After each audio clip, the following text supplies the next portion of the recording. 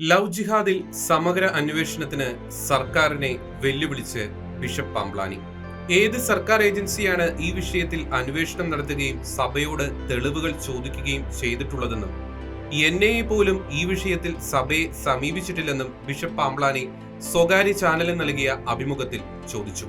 തീവ്രവാദ നിലപാടുള്ളവർ സംഘടിതമായി തന്നെ ചതിക്കുഴികൾ ഒരുക്കി പെൺകുട്ടികളെ മതം മാറ്റുന്നുണ്ട്. ലവ് ജിഹാദ് സംഭവങ്ങളുടെ നൂറുകണക്കിന് ഉദാഹരണങ്ങൾ സഭയുടെ കയ്യിലുണ്ട്. ലവ് ജിഹാദ് എന്ന പദമല്ല ഇവിടെ പ്രശ്നം. ലവ് ജിഹാദ് എന്ന വിവക്ഷയിൽ നടക്കപ്പെടുന്ന സാമൂഹ്യ തിന്മ യാഥാർത്ഥ്യമാണ്. പ്രണയത്തിന്റെ പേരിൽ ചിലർ ക്രൈസ്തവ പെൺകുട്ടികൾക്കെതിരെ ചതിക്കുഴികൾ ഒരുക്കുന്നുണ്ട്. പെൺകുട്ടികൾക്ക് സ്വതന്ത്ര മനസ്സോടെ ആ ബന്ധം ഉപേക്ഷിക്കുവാനുള്ള തീരുമാനമെടുക്കുവാൻ സാധിക്കാത്ത വിധത്തിലുള്ള അന്തരീക്ഷം ഇവിടെ സൃഷ്ടിക്കപ്പെടുന്നുണ്ട്. തീവ്ര സ്വഭാവമുള്ള ന്യൂനപക്ഷമാണ് ഇത് ചെയ്യുന്നതെന്നും ബിഷപ്പ് പറഞ്ഞു.